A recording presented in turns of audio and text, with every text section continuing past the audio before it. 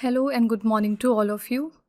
मैं आशा करती हूँ कि आप सब बिल्कुल ठीक होंगे और एक बार फिर से आप सभी का स्वागत है हमारे channel current affairs by Ravi पे। तो फ्रेंड्स, ये है हमारी डेली करंट अफेयर्स की क्लासेस और यहाँ पर हम हर दिन मोस्ट इम्पॉर्टेंट 15 करंट अफेयर्स को डिस्कस करते हैं डिटेल्ड एक्सप्लेनेशन और रिवीजन के साथ साथ।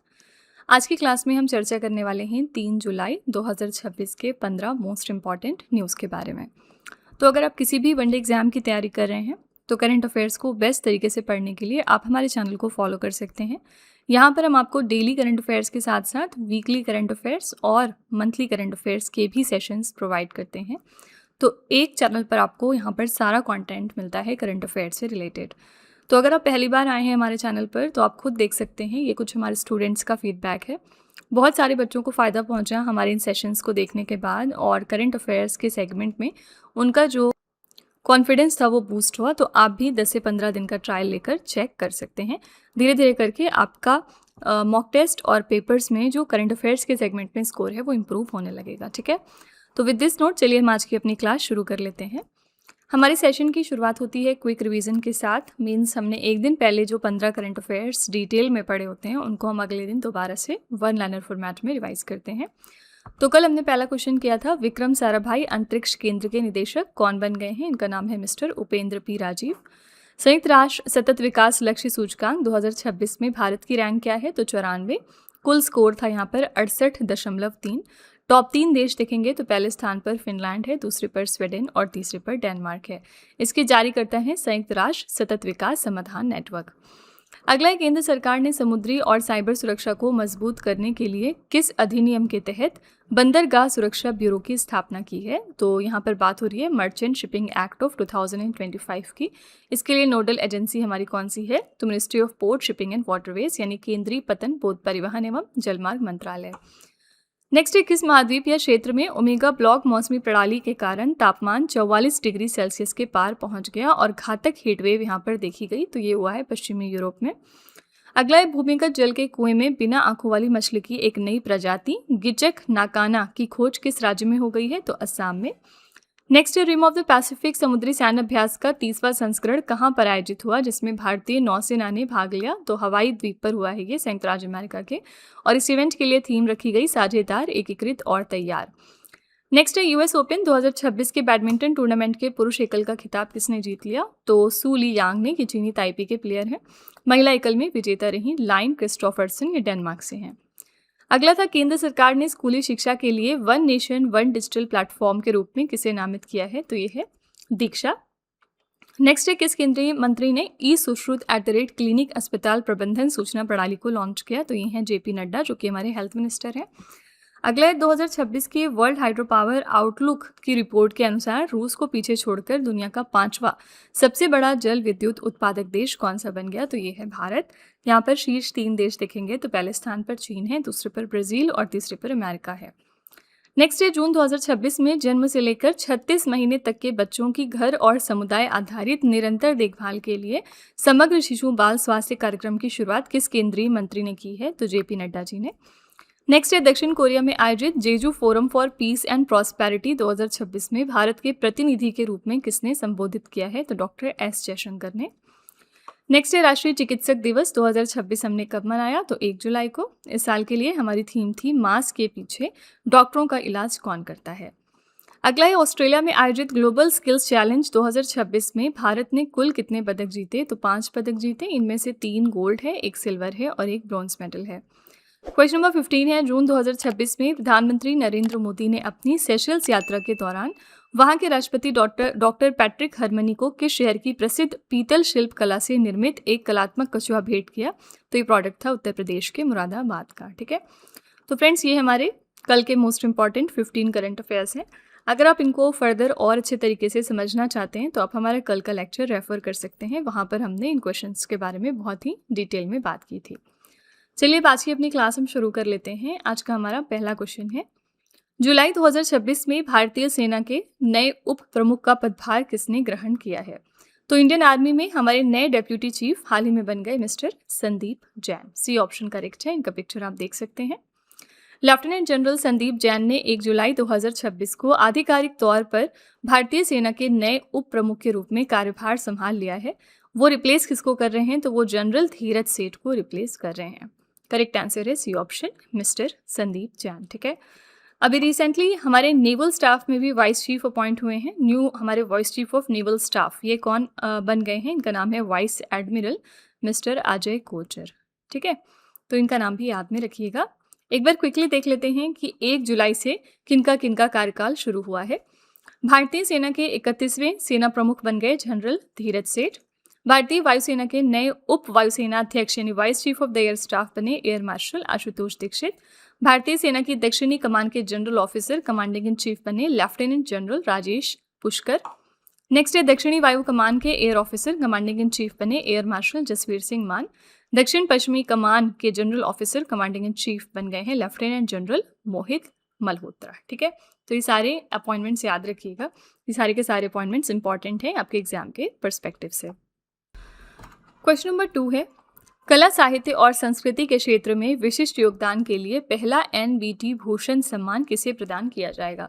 तो ये फर्स्ट एडिशन है NBT भूषण सम्मान का और ये प्रेजेंट किया जा रहा है मिस्टर प्रसून जोशी को इनके कंट्रीब्यूशन के लिए in the fields of art, literature and culture. तो शिक्षा मंत्रालय के अधीन आने वाले नेशनल बुक ट्रस्ट ने अपने पहले NBT भूषण सम्मान की घोषणा कर दी है। इस पहले प्रतिष्ठित सम्मान के लिए देश के प्रसिद्ध गीतकार, कवि और पटकथा लेखक प्रसून जोशी को चुना गया। ठीक है, वर्तमान में वो भारत के सार्वजनिक सेवा प्रसारक प्रसार भारती के अध्यक्ष हैं। तो सी ऑप्शन यहाँ पर करेक्ट है, मिस्टर प्रसून जोशी। ठीक है, आपको याद होगा एक महाराष्ट्र भूषण अवार्ड भी होता है और ये एग्जामिनर का बहुत फेमस क्वेश्चन है वनडे एग्जाम के लिहाज से।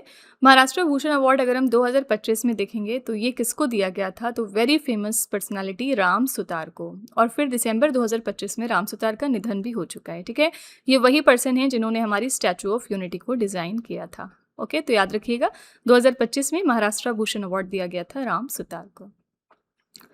क्वेश्चन नंबर 3 है, किस केंद्रीय मंत्री ने ग्रामीण क्षेत्र में स्वयं सहायता समूह से जुड़ी महिलाओं को डिजिटल बनाने के लिए शी लीप्स डिजिटल प्लेटफॉर्म का शुभारंभ किया है? शी लीप्स नाम का डिजिटल प्लेटफॉर्म शुरुआत कर दी है इसकी शिवराज सिंह चौहान जी ने। डी ऑप्शन करेक्ट है। शी लीप्स का फुल फॉर्म क्या है? Self help entrepreneur livelihoods and enterprise application for prosperity and sustainability. केंद्रीय ग्रामीण विकास मंत्री शिवराज सिंह चौहान ने नई दिल्ली में आयोजित 2 दिवसीय राष्ट्रीय ग्रामीण विकास सम्मेलन के दौरान शी लीप्स प्लेटफॉर्म को लॉन्च किया। इस सम्मेलन का मेन थीम क्या था? ग्रामोदय से राष्ट्रोदय। ठीक है, तो यहाँ पर करेक्ट आंसर है D option, mister Shivraj Singh Chouhan. Amit Shah हमारे होम मिनिस्टर हैं, JP नड्डा हमारे हेल्थ मिनिस्टर हैं और गिरिराज सिंह हमारे मिनिस्टर ऑफ टेक्सटाइल्स हैं। सारे मिनिस्टर्स का नाम याद रखा करिए। क्वेश्चन नंबर 4 है, किस देश ने 1 जुलाई 2026 से 6 महीने के कार्यकाल के लिए यूरोपीय संघ परिषद की अध्यक्षता संभाली है? तो काउंसिल ऑफ यूरोपियन यूनियन के लिए अगले 6 महीनों के लिए प्रेसिडेंट कंट्री रहने वाली है आयरलैंड। डी ऑप्शन करेक्ट है। 1 जुलाई 2026 से आयरलैंड ने आधिकारिक तौर पर यूरोपीय संघ परिषद की घूर्णन यानी रोटेशनल अध्यक्षता संभाल ली है। ये कार्यकाल 31 दिसंबर 2026 तक यानी पूरे 6 महीने के लिए रहने वाला है। क्या है यूरोपीय संघ? तो ये यूरोप के 27 देशों का एक राजनीतिक और आर्थिक समूह है। इसकी फॉर्मेशन हुई थी 1 नवंबर 1993 को मॉस्ट्रिच नीदरलैंड में। मुख्यालय इसका बेल्जियम के ब्रुसेल्स में है और इसमें कुल सदस्य देश हैं 27। इस आयोग की अध्यक्ष कौन है? उर्सुला वॉन डर लेयन और इस परिषद के अध्यक्ष हैं एंटोनियो कोस्टा। ठीक है, तो यहाँ पर करेक्ट आंसर है डी ऑप्शन, आयरलैंड कंट्री। अभी आपको याद हो पिछले दिनों हमने बात करी थी यूरोपियन कमीशन की, तो इन्होंने पैक्स सिलिका को ज्वाइन कर लिया है। ठीक है, और पैक्स सिलिका के बारे में हमने बात की थी कि पैक्स सिलिका कौन सी कंट्री का इनिशिएटिव है? US का। और डू रिमेंबर कि इसको इंडिया ने भी ज्वाइन किया है। ठीक है, तो पिछले दिनों यूरोपियन कमीशन ने भी पैक्स सिलिका को ज्वाइन कर लिया है। यहाँ पर जो ये 2 पर्सन के नाम लिखे हैं उर्सुला वॉन डर लेयन और एंटोनियो कोस्टा, याद रखिएगा इस साल का जो हमारा रिपब्लिक डे का प्रोग्राम हुआ था उसमें ये दोनों पर्सनालिटीज़ इनवाइटेड थे एज द चीफ गेस्ट। ये चीफ गेस्ट के तौर पर आए थे हमारे रिपब्लिक डे के ओकेजन पर। ठीक है, क्वेश्चन नंबर 5 है, जुलाई 2026 में 29वां नेशनल ई गवर्नेंस सम्मेलन किस शहर में आयोजित हुआ है? ये 29th एडिशन का नेशनल ई गवर्नेंस कॉन्फ्रेंस था। रिसेंटली ये हुआ है राजस्थान के जयपुर शहर में। बी ऑप्शन करेक्ट है। देश में डिजिटल तकनीकों के माध्यम से प्रशासनिक व्यवस्था को बेहतर बनाने के उद्देश्य से 29वां नेशनल ई गवर्नेंस सम्मेलन जुलाई 2026 में राजस्थान के जयपुर में आयोजित किया गया। राजस्थान के मुख्यमंत्री भजन लाल शर्मा ने इस सम्मेलन का उद्घाटन किया है। थीम क्या थी इस इवेंट के लिए? विकसित भारत 2047, एआई सक्षम, डेटा संचालित और सुरक्षित डिजिटल गवर्नेंस। ठीक है, आंसर है यहाँ पर बी ऑप्शन। राजस्थान की कैपिटल है जयपुर। ठीक है, यहाँ पर चीफ मिनिस्टर कौन है फिलहाल? तो मिस्टर भजन लाल शर्मा। और यहाँ पर गवर्नर कौन है? हरिभाऊ किशनराव बागड़े। ठीक है, ये फिलहाल गवर्नर है राजस्थान स्टेट के लिए। हर स्टेट में आपको ये 3 चीज़ याद रखनी चाहिए। क्वेश्चन नंबर 6 है, 1 जुलाई 2026 से पूरे देश में वीबीजी रामजी अधिनियम 2025 लागू हो गया। ये किस पूर्ववर्ती योजना या अधिनियम का स्थान लेगा? तो रिसेंटली ये इम्प्लीमेंट हो चुका है और हमने इसके बारे में बात की थी कि ये रिप्लेस कर रहा है महात्मा गांधी राष्ट्रीय ग्रामीण रोजगार गारंटी अधिनियम को। ठीक है, सी ऑप्शन यहाँ पर करेक्ट है। इसमें खास बात क्या है कि पहले जो एमजी नरेगा था उसमें 100 दिन के काम की गारंटी मिलती थी, लेकिन अब ये जो नई स्कीम आई है इसमें 125 दिनों के काम की गारंटी दी जाती है। ठीक है, तो वीबीजी रामजी का फुल फॉर्म क्या है? विकसित भारत गारंटी फॉर रोजगार एंड आजीविका मिशन ग्रामीण। यह अधिनियम 1 जुलाई 2026 से देश भर के ग्रामीण क्षेत्रों में लागू हो गया। इसके तहत प्रत्येक वित्तीय वर्ष में 125 दिनों के मजदूरी आधारित रोजगार की वैधानिक गारंटी प्राप्त होगी। इससे राष्ट्रीय औसत अधिसूचित मजदूरी 298.8 रुपये प्रतिदिन से बढ़कर 327.4 रुपये प्रतिदिन हो जाएगी। वित्तीय वर्ष 2026 और 27 के लिए केंद्र सरकार ने इसके लिए कितने करोड़ रुपए का बजट आवंटित किया है? तो 95,692.31 करोड़ रुपए। ठीक है, तो यहाँ पर करेक्ट आंसर है सी ऑप्शन।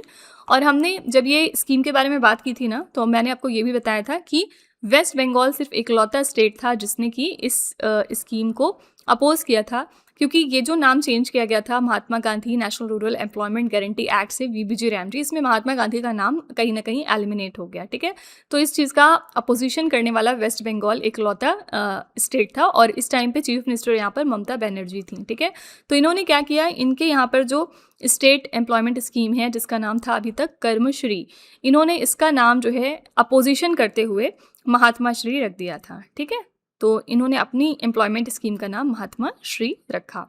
तो ममता बनर्जी फिलहाल अब चीफ मिनिस्टर नहीं है, यहाँ पर नए चीफ मिनिस्टर बन गए हैं कौन? शुभेंदु अधिकारी। ठीक है, तो ये सारे फैक्ट्स एक दूसरे के साथ रिलेटेड हैं, याद रखा करिए। क्वेश्चन नंबर 7 है, स्विट्जरलैंड में आयोजित विश्व रोइंग कप 3 में भारत के लिए पहला ऐतिहासिक स्वर्ण पदक जीतने वाली भारतीय रोइंग जोड़ी कौन सी है? तो इंडियन रोइंग डुओ जिन्होंने फर्स्ट हिस्टोरिक गोल्ड मेडल जीता इंडिया के लिए at the world rowing cup 3 Switzerland में, ये कौन सी जोड़ी है? ये है लक्ष्य और उज्जवल कुमार सिंह की जोड़ी। ए ऑप्शन करेक्ट है। तो स्विट्जरलैंड के ल्यूसर्न में आयोजित विश्व रोइंग कप 3 में भारतीय रोइंग जोड़ी लक्ष्य और उज्जवल कुमार सिंह ने स्वर्ण पदक जीता। ये विश्व रोइंग कप के इतिहास में भारत का अब तक का पहला स्वर्ण पदक है। फाइनल मुकाबले में लक्ष्य और उज्जवल ने 6 मिनट 26.9 सेकंड का समय निकालकर शीर्ष स्थान हासिल किया है। क्या है रोइंग? रोइंग एक पानी का खेल होता है जिसमें एथलीट एक विशेष पतली नाव को चप्पू की मदद से पानी में पीछे की तरफ धकेलते हुए आगे बढ़ते हैं। आप यहाँ पर देख सकते हैं। ठीक है, करेक्ट आंसर है यहाँ पर ए ऑप्शन। क्वेश्चन नंबर 8 है, जून 2026 में किस राज्य ने भारत में पहली बार एक साथ 12 उद्यानिकी एवं कृषि उत्पादों के लिए जीआई टैग प्राप्त करके नया रिकॉर्ड क्रिएट कर लिया? तो रिसेंटली 12 प्रोडक्ट्स को जीआई टैग मिला है मध्य प्रदेश स्टेट से। बी ऑप्शन करेक्ट हो जाएगा। इनको देख लेते हैं कौन कौन से प्रोडक्ट्स हैं। तो भारत के इतिहास में पहली बार हुआ है जब किसी एक राज्य को एक ही बार में इतनी बड़ी संख्या में कृषि उद्यानिकी टैग दिए गए हों।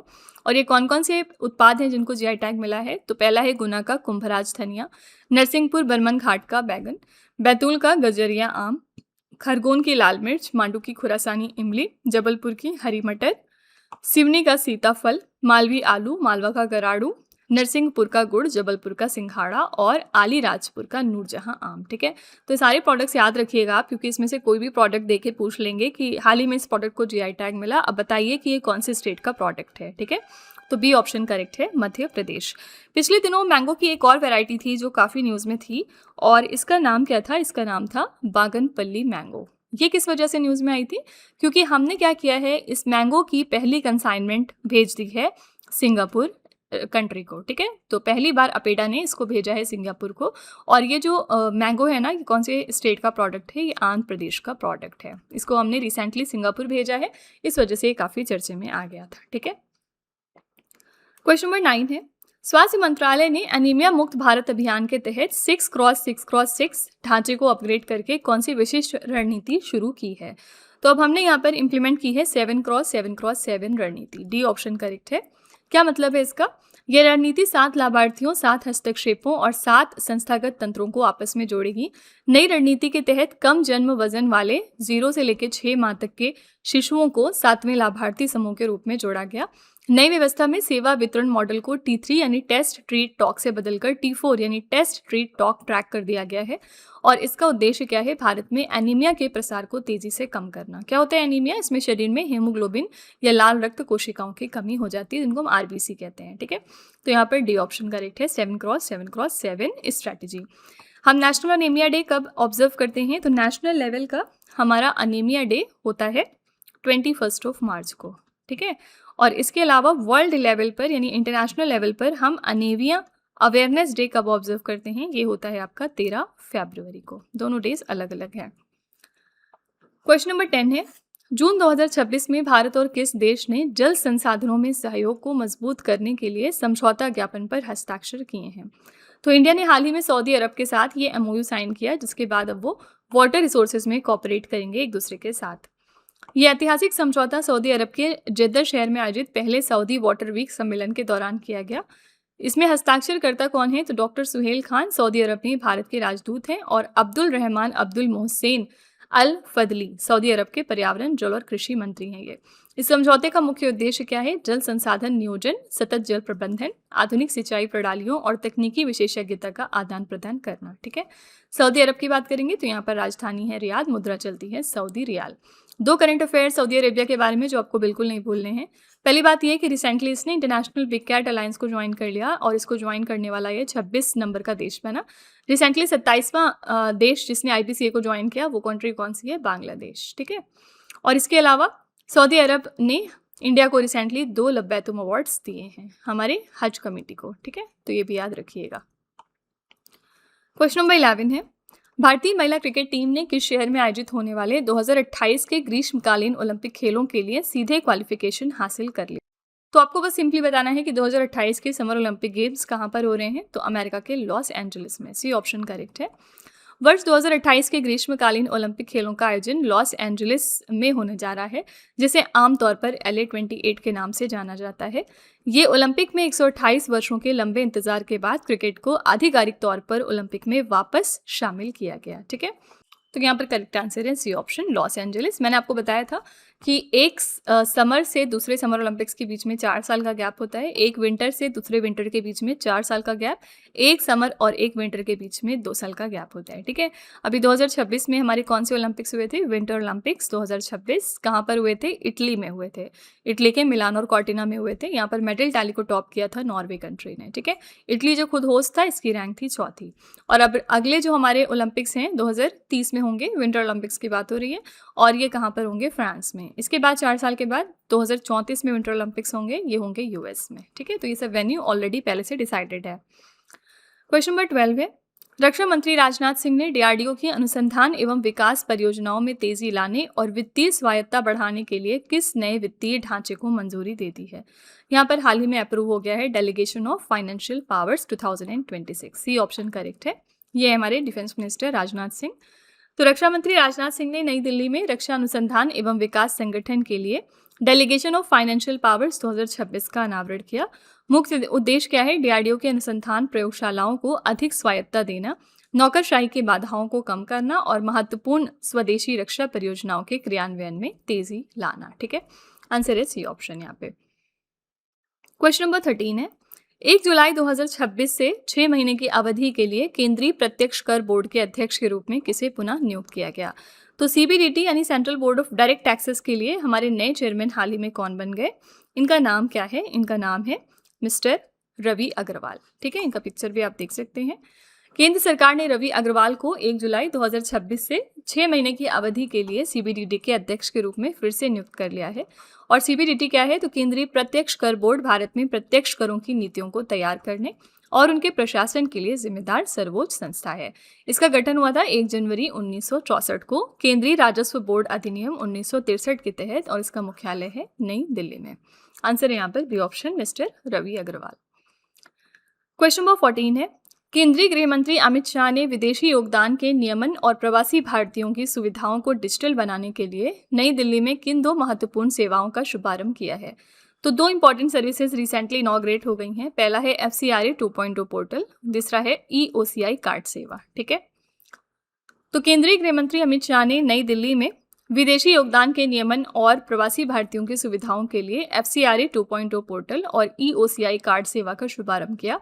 ये पहल मिनिमम गवर्नमेंट मैक्सिमम गवर्नेंस दृष्टिकोण के तहत कागजी कार्रवाई को कम करने, पारदर्शिता बढ़ाने और हवाई अड्डों पर तेजी से आव्रजन निकासी की सुविधा देने के उद्देश्य से शुरू की गई थी। ठीक है, आंसर यहाँ पर क्या हो जाएगा? A option. ओके, अच्छा, हमारी फर्स्ट इंडियन सिटीजन कौन बन गई थी under the citizenship amendment act? ये इनका नाम क्या है? दीपाली दास। ठीक है, और ये असम की रहने वाली थी। याद रखिएगा, ये फर्स्ट हैं जिनको सिटीजनशिप मिली है इंडिया के अंदर under the citizenship amendment act. Okay, question number 15 है, उत्तर प्रदेश के मुख्यमंत्री योगी आदित्यनाथ ने शैक्षणिक सत्र 2026 और 27 के लिए स्कूल चलो अभियान के दूसरे चरण का शुभारंभ कहाँ से कर दिया है? तो इसका फेज 2 हाल ही में शुरू हो गया है सहारनपुर से। बी ऑप्शन करेक्ट है। उत्तर प्रदेश के मुख्यमंत्री योगी आदित्यनाथ ने शैक्षणिक सत्र 2026 और 27 के लिए सहारनपुर जिले से स्कूल चलो अभियान के दूसरे चरण का औपचारिक शुभारंभ किया। इस अभियान का उद्देश्य क्या है? उत्तर प्रदेश राज्य के सरकारी स्कूलों में बच्चों का 100% नामांकन सुनिश्चित करना। ठीक है, तो बी ऑप्शन करेक्ट है, सहारनपुर।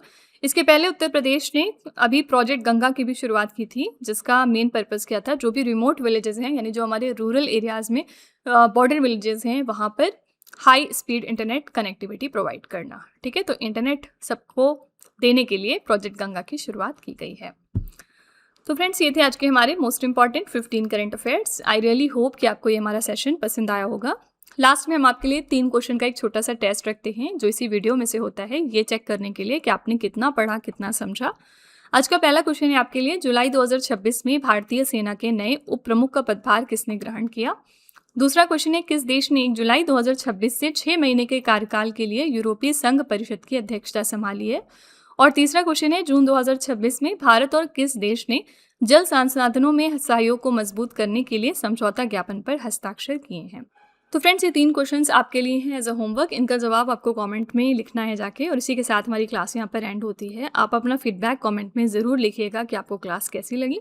अगर आपके पास कोई सजेशन है, कुछ आप इसमें इंप्रूवमेंट चाहते हैं, तो आप वो भी कमेंट में जाके लिख सकते हैं। तो फ्रेंड्स, इसी तरह के बेस्ट क्वालिटी कंटेंट और अच्छी प्रिपरेशन के लिए आप हमारे चैनल के साथ जुड़े रहिए। मिलते हैं नेक्स्ट क्लास में। Till then stay tuned. Thank you so much for watching. Also don't forget to like, share and subscribe our channel. तो फ्रेंड्स, वीडियो को एंड करने से पहले बस यहाँ पर एक छोटी सी इन्फॉर्मेशन है आपके लिए। अगर आपको हमारी GS या फिर करंट अफेयर्स की ई-बुक चाहिए, तो आप उसके लिए हमारी वेबसाइट www.revbookspdf.com को रेफ़र कर सकते हैं। यहाँ पर आपको ऐसी मंथली मैगजीन्स भी मिल जाएंगी सेपरेट मंथ की, जिसमें हमने 600 से ज़्यादा क्वेश्चंस बहुत ही डिटेल में डिस्कस किए हैं। आप देख सकते हैं कि हर क्वेश्चन को हमने किस तरह वेल एक्सप्लेन किया है, highlights, important point, static GK और पिक्चर्स का यूज़ करते हुए, ताकि आपको प्रॉपर अंडरस्टैंडिंग हो सके। तो अगर आप इंटरेस्टेड हैं तो आप इस नंबर को रेफ़र करिएगा 9888749999। ठीक है, ये हमारी बुक्स की वेबसाइट है, जिसका नाम है www.raviaditipublication.com। यहाँ पर आपको डिफरेंट बुक्स मिल जाएंगी, जैसे कि 25,000 प्लस GK GS की ये वाली 1 लाइनर बुक है। इसके अलावा कंप्यूटर GK, सामान्य विज्ञान, NCERT के नोट्स डिफरेंट सब्जेक्ट्स में। तो इसके लिए भी आप इसी नंबर को रेफ़र कर सकते हैं अगर आप इंटरेस्टेड हैं तो। साथ ही ये है हमारा mobile application Ravi study app. Play Store पर जाकर आप इसको अपने फ़ोन में यहाँ से इंस्टॉल कर सकते हैं। इसमें आपको डिफरेंट कैटेगरीज मिलेंगी और बहुत सारी फीचर्स मिलेंगे, जिनकी हेल्प से आप अपनी प्रिपरेशन को बेहतर कर सकते हैं। इसमें एक कैटेगरी यहाँ पर आपको मिलती है करंट अफेयर्स पेड वीडियो की। ये हमारा एक तरह का कॉम्बो DCA का कोर्स है, जिसमें आपको एड फ्री वीडियो मिलेगा फर्स्ट ऑफ ऑल। देन यहाँ पर 15 क्वेश्चंस का क्विज आपको देते हैं हम। 15 क्वेश्चंस का PDF है एक्स्ट्रा की पॉइंट्स के साथ साथ, और इस कोर्स के लिए हम आपको लाइफ टाइम वैलिडिटी भी प्रोवाइड करते हैं। तो अगर आप इसमें से कोई भी कोर्स परचेज करना चाहते हैं, तो उसके लिए आप इस नंबर को रेफ़र कर सकते हैं। ठीक है।